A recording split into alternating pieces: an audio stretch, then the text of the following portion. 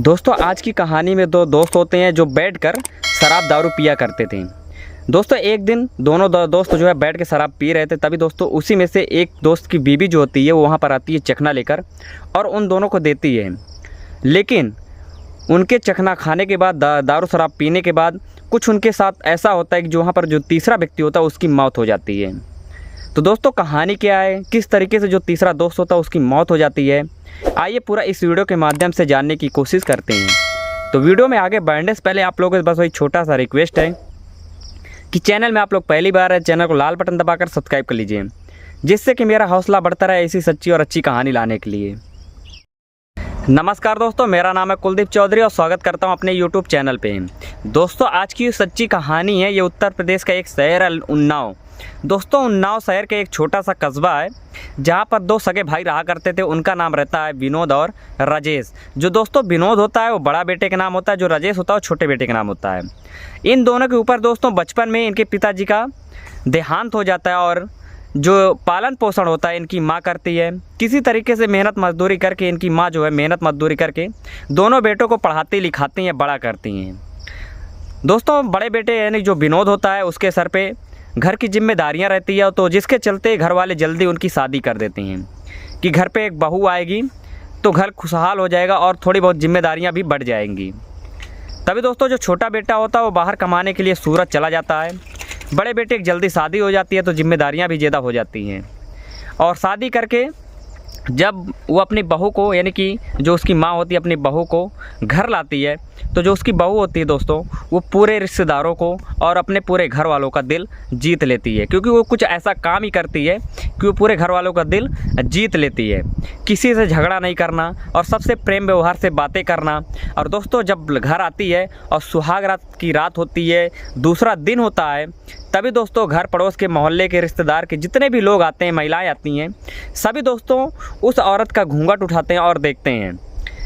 घूंघट उठाने का और चेहरा देखने का दोस्तों कुछ ना कुछ उन लोगों के लिए गिफ्ट भी लाए हुए थे जो उनको दिया करते थे, जिसके चलते दोस्तों सभी लोग बोलते हैं कि जो बहू है इनकी, जो विनोद की बीवी है, काफ़ी ज़्यादा खूबसूरत है। और इस चीज़ की चर्चा पूरे गांव में, पूरे मोहल्ले में होने लगी थी। और दोस्तों जो उनका छोटा बेटा होता है राजेश, जो बाहर हाल फिलहाल में कमाने के लिए जाता है और वहां जाने के बाद कुछ गंदे दोस्तों के साथ गंदी हरकतें हो जाती है, यानी कि गंदी लत लग जाती है, जिसके चलते वो दारू शराब जो भी दुनिया भर के नशे होते हैं वो सब पाल लेता है और उनके बल पे ही जीता। यानी कि जितना वो कमाया करता था वो सारी पैसा इन नशों के ऊपर उड़ा दिया करता था, जिसके चलते घर वालों को काफ़ी टेंशन होने लगी थी। बड़ा भाई जो रहता है वो काफ़ी ज़्यादा टेंशन में आ जाता है कि अब मेरे छोटे भाई का क्या होगा, उसने तो गलत संगत पकड़ ली है। तो फिर दोस्तों जो बड़ा भाई होता है वो अपने माँ से कहता है कि क्यों ना इसकी शादी करवा दी जाए, जिसके चलते जब इसकी शादी होगी, बीवी आएगी, जिम्मेदारी होगी, तो ये ऑटोमेटिक सुधर जाएगा। लेकिन दोस्तों ऐसा कहते हैं कि कोई भी लड़का या फिर लड़की बिगड़ी हुई होती है, उसकी शादी करा दो तो ऑटोमेटिक सुधर जाता है। ये कहाँ तक सही है कहाँ तक गलत है तो आगे वीडियो में आपको देखने और सुनने को मिलेगा। तो दोस्तों जब सूरत से उनका छोटा बेटा राजेश घर आता है, जब घर दोस्तों पहुँचता है तो काफ़ी ज़्यादा नशे में धुत रहता है और धीरे धीरे जब उसका नशा उतरता है तो घर वाले उससे शादी के लिए बात करते हैं कि क्यों ना तेरे लिए एक लड़की देख लिया जाए और तेरी शादी करवा दी जाए, जिससे कि जो ये सारे नशे तू कर रहा है ये सारे छूट जाएंगे। तो छोटा बेटा बोलता है ठीक है, जैसी आप लोगों की इच्छा, जो आप लोग जैसा समझें वैसा कर लीजिए। तो दोस्तों उसके लिए, छोटे बेटे के लिए फिर घर वाले लड़की देखना शुरू कर देते हैं और आखिरकार उसके लिए भी एक काफ़ी सुंदर और खूबसूरत सी लड़की ढूंढ ही लेते हैं। दिन तारीख के साथ दोस्तों काफ़ी धूमधाम तरीके से जो विनोद होता है उसका बड़ा भाई उसकी शादी करवाता है और बहू को अपने घर ले आता है। अब दोस्तों उस घर में पहले ये 2 लोग रहते थे और उसकी माँ 3 लोग रहते थे। अब 2 बहुएँ आ गई थी, यानी कि 2 पराई लड़की आ गई थी। टोटल मिला के 5 लोग रहते थे। काफ़ी खुशहाल ज़िंदगी चल रही थी। लेकिन जो छोटे वाले बेटे की बहू रहती है, यानी कि जो राजेश की बीवी रहती है, काफ़ी ज़्यादा झगड़ेरू टाइप में रहती है। महीना भर के बाद ही आए दिन अपनी सास अपनी जेठानी से कुछ न कुछ नोक झोंक लगी रहती थी, जिसके चलते घर वाले काफ़ी परेशान हो गए थे। फिर दोस्तों एक दिन जो छोटे वाले बेटे की बीवी होती है वो कहती है राजेश से कि ऐसा करते हैं, अब हम लोगों को इनके साथ जमेगा नहीं, तो जो गांव किनारे एक घर पड़ा हुआ है बिखरा हुआ, थोड़ा उसको बनवा लीजिए, वहीं पर रहते हैं। तो राजेश कहता है ठीक है, हम वो वाला घर बनवा लेंगे। तो इस चीज़ के लिए घर पे बात करता अपने भाई से, कहता भाई मुझे गांव के किनारे वाला जो घर है उसमें रहने के लिए दे देना। तो बड़ा भाई के नाते वो बोलता है जहाँ तेरी इच्छा वहाँ तू रह सकता है। दोस्तों गांव के किनारे जो घर रहता है उसकी काफ़ी अच्छे से देख रेख करता और अच्छा खासा बनवा लेता है और वहीं पर अपने छोटे मतलब अपने बीबी को लेकर रहने लगता है। दोस्तों रहने के साथ साथ उसकी जो लत रहती है वो हमेशा बंधी रहती है, यानी कि दारू सिगरेट शाम को करना और नशे में धुत रहना उसका रोज़ का नाटक था। और उसका दोस्तों एक दोस्त रहता है जिसका नाम फ़हीम रहता है। फ़हीम और रजेश दोनों मिलकर हमेशा नशा किया करते थे। जब दोस्तों फ़हीम उसके घर शाम को आता है, नशा करने बैठता है, तभी जो रजेश होता है अपने बीवी से कहता है कि ज़रा सुनिए। जब उसकी बीवी आती है तो कहता है कि जाकर हम दोनों लोगों के लिए चखना लेकर आ जाओ। तो जब ये चीज़ उसकी बीवी सुनती है तो तुरंत चखना लेने के लिए अंदर जाती है और चखना लेके आती है और खिलाने लगती है इन दोनों को। जो फ़हीम होता दोस्तों, जो रजेश का दोस्त होता है, वो रजेश की जब बीवी को देखता है तो काफ़ी ज़्यादा हैरान हो जाता है और शौक में रह जाता है कि आखिरकार ऐसे लड़के को इतनी सुंदर लड़की कैसे मिल सकती है। यानी कि कहने का मतलब कहीं ना कहीं उसके प्रति गलत निगाह फ़हीम रखने लगता है और उसे अब मनाने के लिए सोचने लगता है। जब दोस्तों हफ्ते में 1-2 बार आया करता था, अब हफ्ते में रोज़ आया करता था, यानी कि पर डे वो आया करता था और दारू शराब पिया करता था और उसके बीवी को देखा करता था गंदी नज़रों से। एक दिन वो अपने रजेश दोस्त को बहुत सारा नशा देकर सुला देता है। जब रजेश जो है काफ़ी ज़्यादा नशे में हो जाता है तो वो अपने कमरे में जाके सो जाता है और जो उसकी बीवी होती है उसके साथ ये छेड़छाड़ करने लगता है। जब दोस्तों फ़हीम छेड़छाड़ करता है तो उस कहीं ना कहीं रजेश की जो बीवी होती है उसको भी मज़ा आने लगता है और वो भी इसके साथ छेड़छाड़ करना चालू कर देती है और देखते ही देखते दोनों एक दूसरे के कपड़ा उतारने लगते हैं और संबंध बनाने लगते हैं। ऐसे करते करते दोस्तों दिन बीतता गया। गांव पड़ोस के लोग सोचने लगे जहां फ़हीम हफ्ते में 1-2 बार आया करता था, अब रोज़ आया करता और घंटों घंटों बिता के जाया करता था। इससे कहीं ना कहीं उसको शक होने लगा था, गांव वालों को शक होने लगा था, जिसके चलते वो अपने बड़े वाले भाई को यानी कि उसके बड़े वाले भाई को बताते हैं कि तुम्हारे छोटे वाले भाई के घर पर रोज़ शाम को एक व्यक्ति आता जो घंटों घंटों बिता के जाया करता है। तो जो विनोद होता है वो सोचता है कि हो सकता है उसका छोटा भाई हो, उसका छोटा भाई के दोस्त हो, वो लोग आते हैं तो घंटों घंटों बिता के जाया करते हो, ये आम बात है। तभी दोस्तों एक दिन जो है उसकी माँ जो होती है यानी कि जो विनोद की माँ होती है वो ये पता करने के लिए सीरियस हो जाती है और कहती है अब मैं पता करके रहूँगी कि आखिरकार जो लड़का आता है वो किस लिए यहाँ पर आता है।